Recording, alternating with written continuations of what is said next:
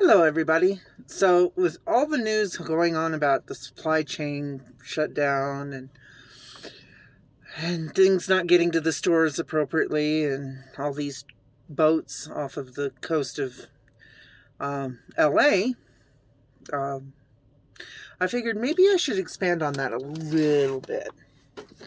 Okay,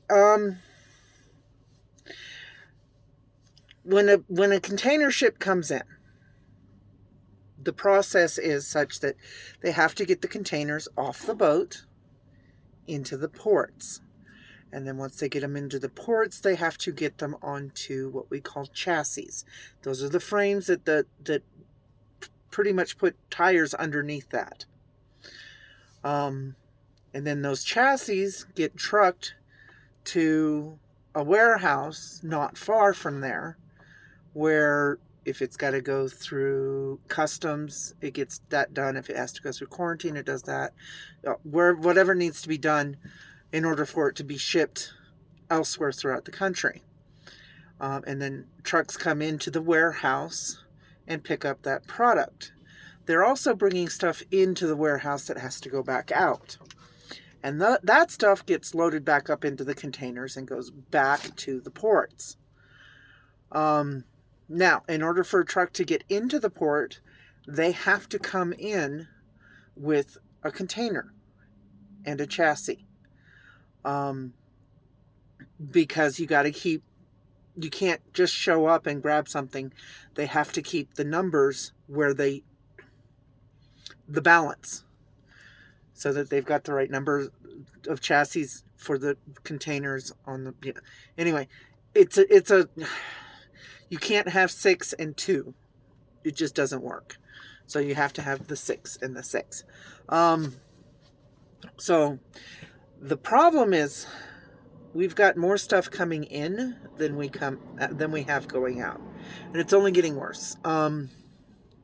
With all the manufacturing that isn't happening in the United States anymore, I think it's down to 1 to 6 or 1 to 7, meaning only 1's going out and 6 or 7 are coming in. Now there's a line to get into the ports, so there's all these boxes and chassis waiting to get in there. And then since 9/11, with the Patriot Act, in order to enter a port, you have to have a special ID, which means you have to have gone a background check. You have to be a citizen. And you have to have that ID, and it renews every 5 years. So you have to do that every 5 years. And that's it's well over $100 just for the background check. And then you have to wait for the FBI to run it. And yeah. So when they talk about the driver shortage, I actually heard one person on the local news, or not local news, on the national news, add the word qualified truckers. And that's a very important word, because qualified truckers have that ID. Okay. The other thing is, even though those containers can go on other things other than chassis, because of the unions at the docks, you can only load them on chassis. Even though technically they can be loaded on flatbed trailers and chained down or hooked in.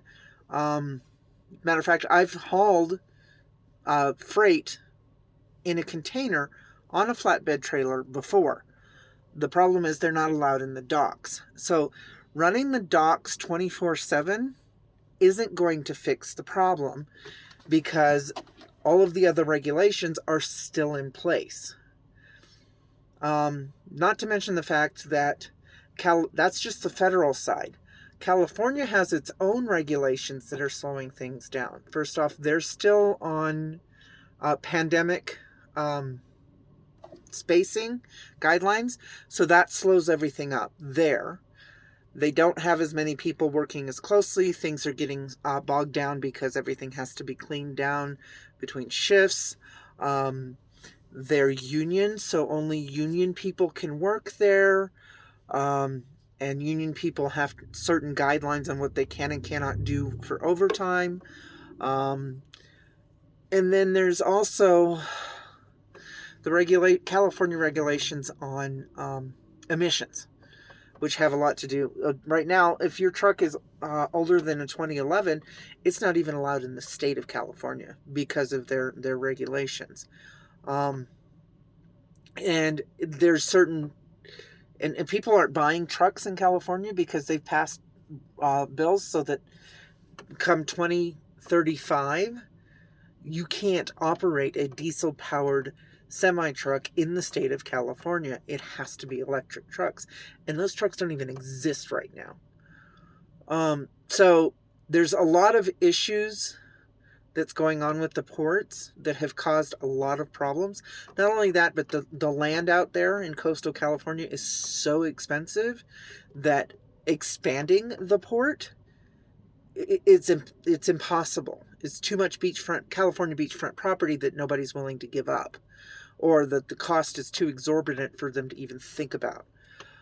Plus, the cost of living in California makes it so that you have to pay your employees a certain a higher standard, and the unions are pushing that up. So there's a lot of problems with the ports on the coasts. The other issue is, if there was more production in the United States, instead of most of the production coming in from Asia, there wouldn't be as much of an issue because there's not as much regulation making it so that the trucks, it's easier for trucks to get into warehouses and manufacturing in the United States than it is to pick up containers at the port. There's a lot less hurdles and hoops to jump through to do that. Now, granted, there is a lot of hoops and hurdles to jump through to become a truck driver and to operate trucks over throughout the country. But when you start adding the ports in and the rail containers into that, there's a whole lot more regulations and hoops. So saying that there's a driver shortage, and that's why there's a supply chain issue, is oversimplifying the situation. So I just wanted to touch base and let you know what the whole story is. So anyway, if you like what I'm doing, go ahead and subscribe, comment, share, let everybody know, and we'll touch base later. Bye.